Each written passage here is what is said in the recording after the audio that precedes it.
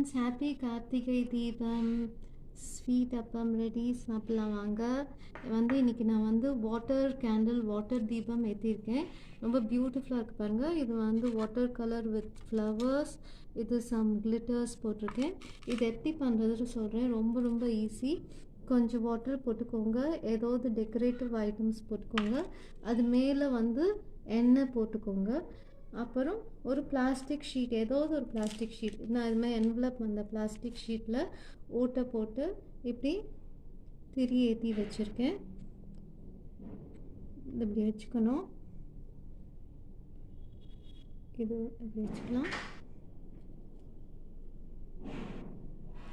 So இது oil இருக்கிறதுனால தீபம் எரியும். ஹாப்பி